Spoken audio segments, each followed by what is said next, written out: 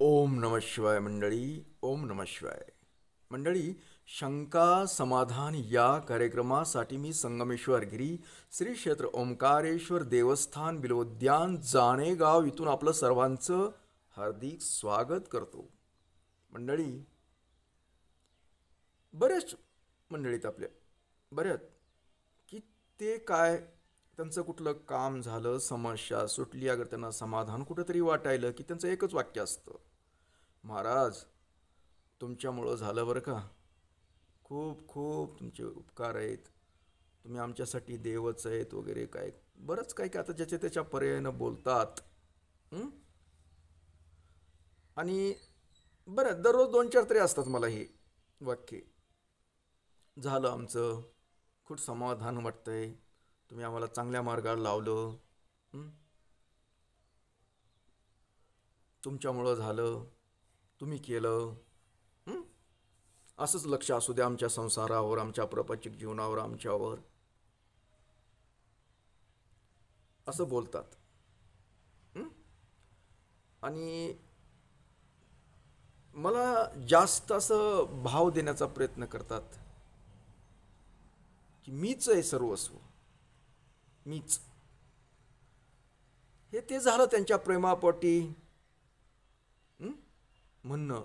परंतु मला सांगायचं मंडळी की मी असा कुणीही नाही. लक्षात घ्यायचं, एवढा मोठेपणा, अगर एवढा आशीर्वाद देण्यापुरता असा मी काय असा विशेष असा व्यक्ती नाही, एवढं लक्षात ठेवा. मी एक सर्वसाधारण एक व्यक्ती आहे, तुमच्यातल्याच आहे, तुमचाच आहे. हं? असं मोठा कुणीही नाही. मोठं समजू नका, जास्त एवढ्या मोठ्या पदाला नेहूही नका, काही आपण नाही त्या लेवलचे. उगच कसं असतंय, म्हणजे उंटाचा मुका म्हणजे शेपटीचा मुका एखाद्या उंदरानं घ्यायचा म्हटलं तर चालणार नाही ते. हं? कारण देव, हां, तुम्ही मला देवाचा उपासक म्हणा, देवाचा सेवा करणारा म्हणा, त्याच्यात मला खूप आनंद वाटेल, मोठेपणा आहे माझा त्याच्यात. हं? शिवभक्त म्हणला, शिवभक्ती उपासक, अशा सर्व गोष्टी मला चालतात. पण मी आहे सर्वस्व असं समजूच नका. कोणी नसतं, मी एक सामान्य माणूस आहे.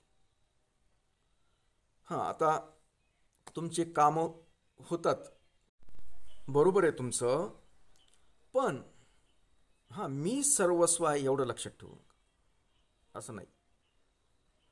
मी काय करतो,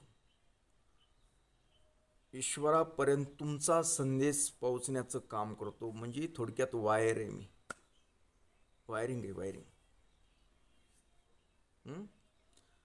कसं की तुम्ही सुद्धा भक्ती करता, ईश्वरावर श्रद्धा ठेवता, त्याची साधना करता, म्हणून तुम्हाला ईश्वर सहाय्य होतो, तुमच्या समस्या सोडवतो, तुम्हाला सुख समाधान देतो. मी नाही, मी नाही. कोण करतं हे सर्व? ईश्वर करतो. माझं फक्त काम आहे की मधलं तुमचा संदेश त्याच्यापर्यंत आणि त्याचा संदेश तुमच्या, एवढं काम करू शकतो, हे खरं आहे ते. पण मी काम करतो म्हणजे सर्व असं नाही. तर त्याला कारण काय, तुमच्या समस्या सुटण्याचं कारण बी काय असतं की तुम्ही भक्ती करता, त्याला आव्हान करता, ईश्वराला जप करताय, तुम्ही पूजा करताय, म्हणून तुम्हाला ते फळ मिळतंय. आता प्रश्न काय, मिळतं का? मिळतं तुम्ही करता म्हणून मिळतं ना. म्हणून मिळतं. फक्त आता बऱ्याच वेळेस काय असतं, ईश्वर तुम्हाला काही प्रत्यक्ष भेटत नाही, असं दिसत नाही. मग ईश्वराला कळतं की या व्यक्तीला समस्या, ह्या अडचणीत आहे, मग ते कुणाच्या ना कुणाच्या रूपानं पाठवत असतं. ते कुणाच्या तरी हातून ते कार्य करून घेतं. हां, एवढं असू शकल की तुमचं जे काम आहे ते आमच्या हातून करून घेत असेल, त्याच्यामुळं तुम्हाला वाटतं, पण आम्ही नाहीत करत.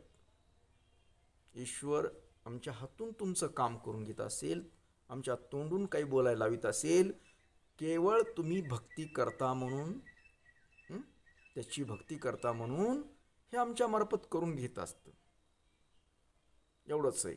जास्त बाकी फार मोठेत असं आणि फार प्रभावित आम्ही असं काही मनात आणायचं नाही. हां, तुम्ही ईश्वरासाठी, हां तुम्ही केव्हा ठीक आहे, तुम्ही मधले दुवा झालात आम्हाला बरं वाटलं, असं ह्या गोष्टी चालतात मला. पण बरेच जण काय किंवा महाराज तुमच्या आशीर्वादानं, आमचा कसला आशीर्वाद हो, ईश्वराचा आशीर्वाद असतो तो.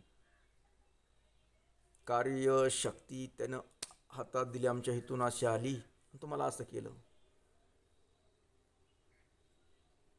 पण देणारा तोय, तिथून येतं, असं असं येतं आणि असं होतं.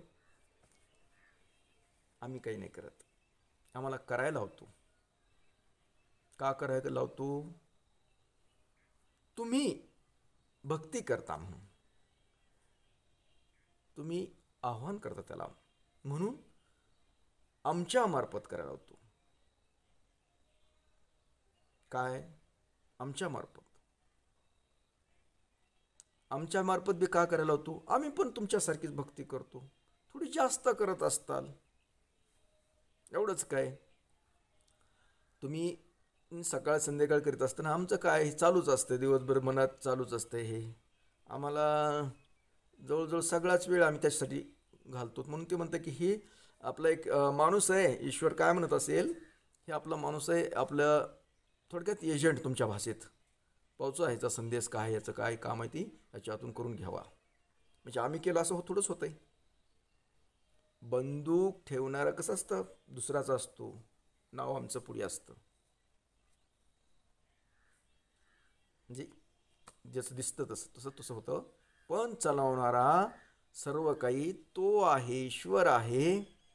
आम्ही कठपुतली माहिती आहे का तुम्हाला? जुन्या काळामध्ये एक कठपुतली, बऱ्याच जणांना, जुन्या आपल्या मंडळीला बऱ्याच जणांना माहिती आहे, पण आताच्या लोकांना नसेल माहिती. ते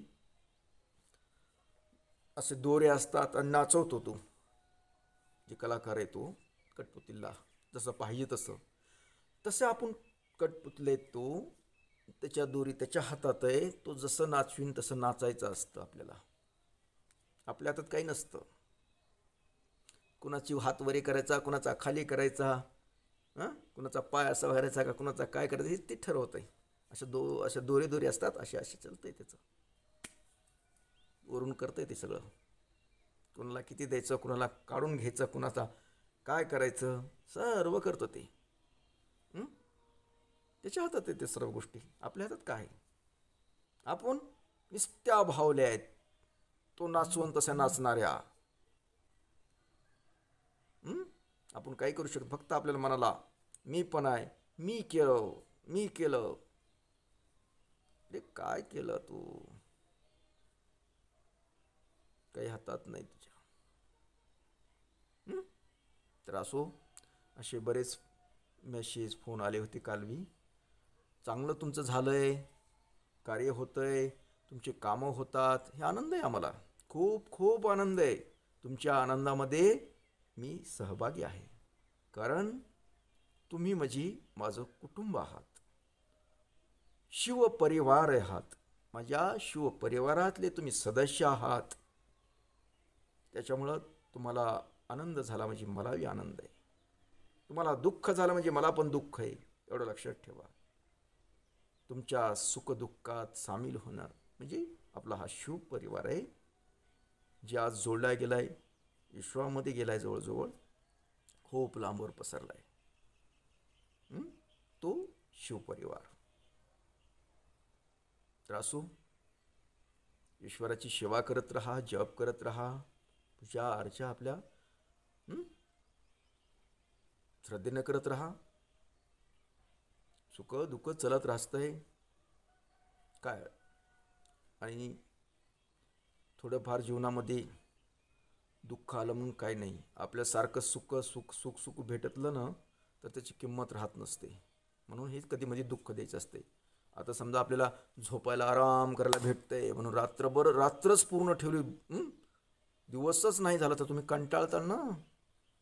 म्हणून त्यासाठी दिवस असतो. दिवसभर कंटाळला म्हणून रात्र असते.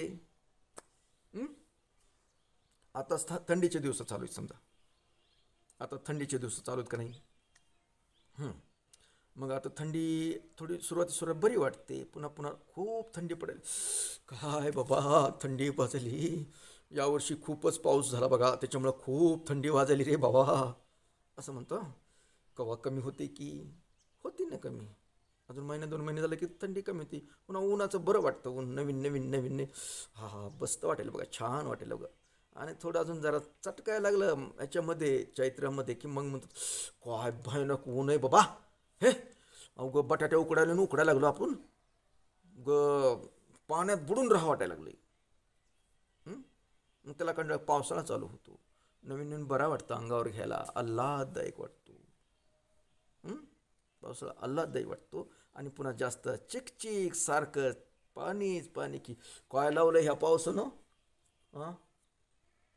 दमच काढी ना गेलं ना हो. ही बद बद बद बद कुठं काही काम करता येईना गेलं. काय नाही आहे असलं काय बाबा. खरं लगेच म्हणतात कटाळतात की मग पाऊस कवा उघडेल, पावसाळा कधी संपेल आणि हिवाळा कधी लागेल त्याची वाट बघतो. हे असं आहे आपल्या जीवनाचं, पण असंच आहे आयुष्यातलं बी. आज सुख आहे, उद्याच्याला दुःख आहे, परवा दिवशी सुख आहे, दुःख हे चलत राहतं चक्र. एकच माणसाला जमत नाही. तुम्हाला दररोज एक भाजी चालते. सकाळी भाजी केली की दुपारी दुसरं हसा वाटतं, संध्याकाळी तिसरंच हसा वाटतं. एक भाजी दिवसभर खातात का तुम्ही? नको वाटतं का नाही? तसंच जीवनातलं असतं. तसं जीवनामध्ये सुख दुःख असे काही चलत असतं. तेव्हा ते जीवनाला जगण्याला मजा आहे. तुम्हाला सारखं एकच दिलं तर तुम्ही टिंगारता, तुम्हाला काही त्याचं महत्त्व बी वाटणार नाही. म्हणून हे ईश्वरानं सिस्टीम बनवलेली, म्हणजे कठपुतल्यात आपण ते नाचवतो बरोबर. त्याच्यामुळं कधीही निराश व्हायचं नाही, काय नाही, करत राहायचं. सर्व काही तो करतो एवढं लक्षात ठेवायचं. म्हणून तो करत असल्यामुळे आपण त्याची सेवा करणं एवढं आपल्या हातात आहे. त्यांना कसाही करू द्या, पण आपण त्याची सेवाच करायची. फक्त एक लक्षात ठेव, तो कधी कुणाचं वाईट करत नाही एवढं बी लक्षात ठेवा. कर्म आपले वाईट असतात, त्याच्यामुळं काही होतं आपल्याला. तर असो, जास्त लांबतंय. हा कार्यक्रम इथेच थांबवतो आणि परत भेटतो उद्या सकाळी याच वेळी आणि याच ठिकाणी. तोपर्यंत मंडळी, ओम नमः शिवाय. जय हिंद, जय भारत. सुखी रहा आणि समाधानी रहा.